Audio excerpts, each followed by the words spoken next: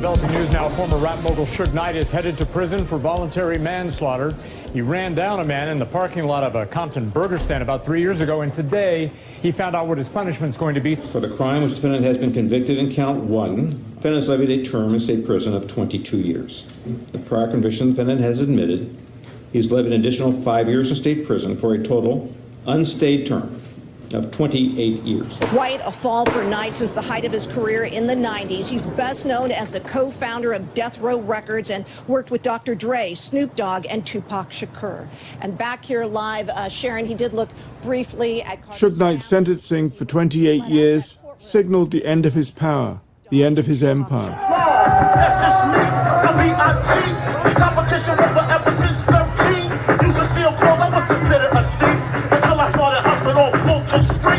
People now no longer as intimidated since Suge's incarceration started talking more freely about Suge being the shadow behind Biggie Smalls and Tupac Shakur's murders. Yeah, tell Frankie to call me.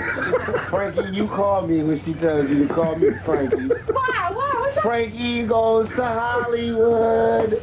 Hey, yo, Frankie. Frankie. Yo, Frankie. It caused me to review an earlier film I'd made about Biggie and Tupac. People were now opening up to things I couldn't get answered before.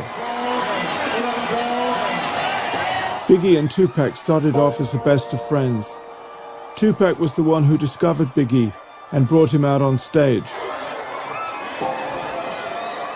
And if you look very closely, you'll see the rarest of footage of Biggie and Tupac hugging on the edge of stage.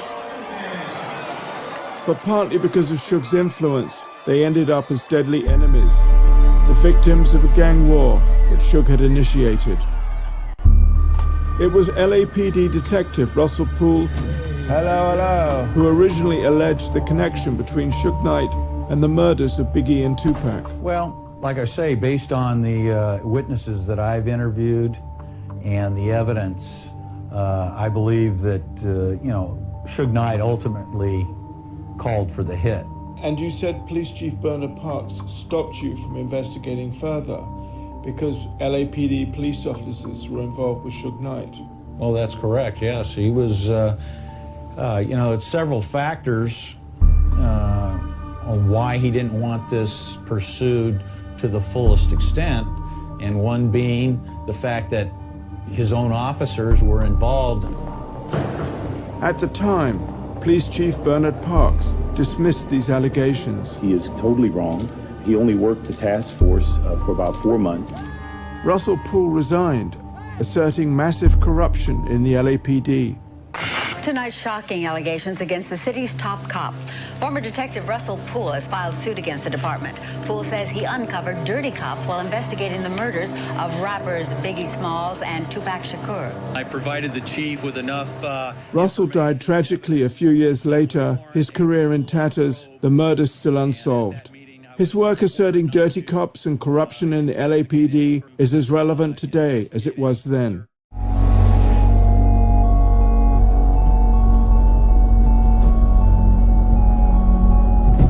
Gangbangers.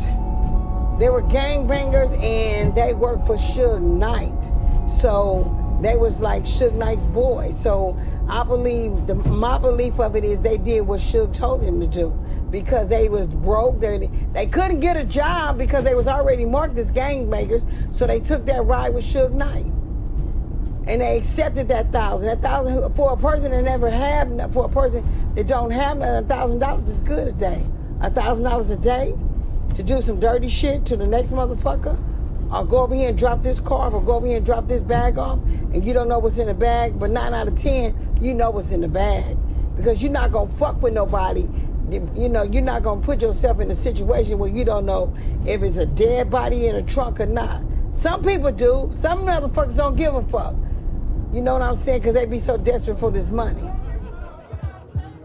Inflicting pain on people was like my medicine. I felt good.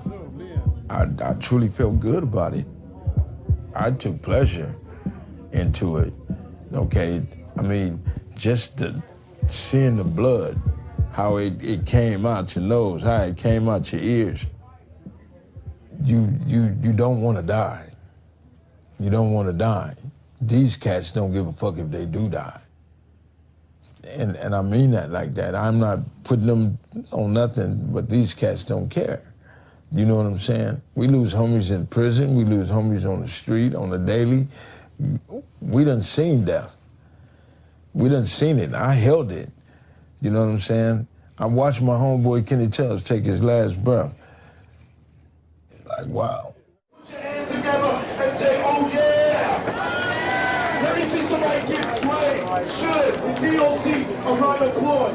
Death Row Records is going to be the record company of the 2000s. Death Row had the money to throw the most lavish celebrity parties in Beverly Hills. Oh, yes. The label started with Dr. Dre, who was going to do his own thing, and with a lot of help from Suge Knight. David Kenner, seen here, and Suge Knight ran Death Row. According to employees, they did whatever they wanted. Beverly Brolis, front center. He had huge houses, he had lots of cars. He could come to work every day in a different car for a month and never drive the same car. Really? To be honest, Suge was just two-faced. He was two-faced, and he really wasn't a man of his word. And I'm telling you, that day that he set me up to be beat up, I never thought, I had no inkling that that was going to happen that day. He had planned that whole thing all weekend. He was ready. He had one of his girlfriends bring the girl up to the office. They snuck her through the back door. The girl that jumped on me, she was dropped off by a girl that was one of his girlfriends. This girl came out of nowhere and she soccer punched me, stomping me in my face. And Suge had me by my feet. And David Kenner just stood and watched. And what did Suge say? He was holding my feet. So then when I kicked him in his nuts, that's when I got familiar with the back door. So when I ran out the back door and I ran over the Interscope, they must have knew something was happening because they locked the door. So you couldn't go in. You know, they treated women, I mean, they would have fights in there, girl fights in the offices, where they would put the assistants against other women, and they like literal girl fights where they would open up, like in the middle of the floor, where they would, like it was like boxing matches where women would fight. And I never saw the fights. They would just tell me about them. Dre told me about them, and I was just like, who does that in the offices of the whatever? And so that's how little they thought of women. And so I just never understood it. They just thought women were second-class citizens. They were just literally there for their amusement, entertainment, and enjoyment. Nothing else. And if you dated one of them, you understood that was your place. This is Rosecrans and Atlantic. I believe this is still Compton. Looks like more than likely they were shot while trying to fill up their car with gas.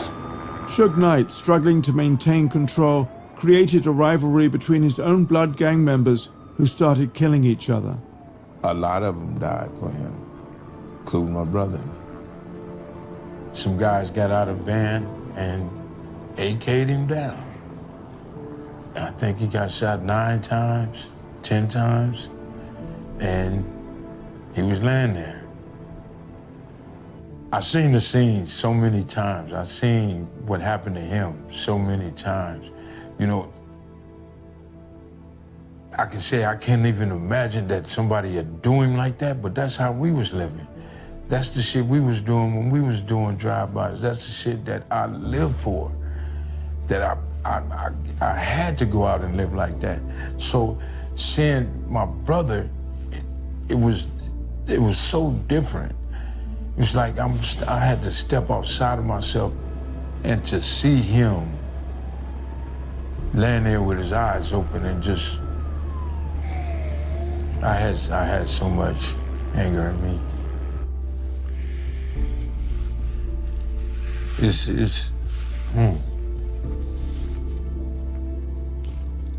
It's rough talking about him. Every time they mention his name, I get choked up.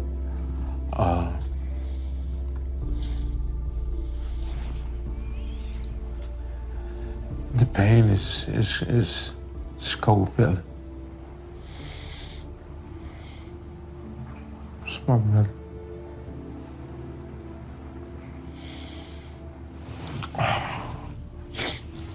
But I guess in a way his death gave you something.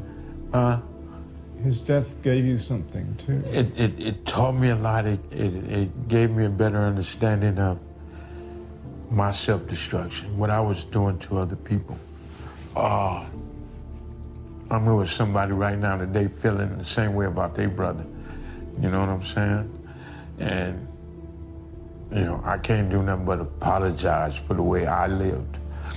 And I'm trying to make it better. I'm trying to help people.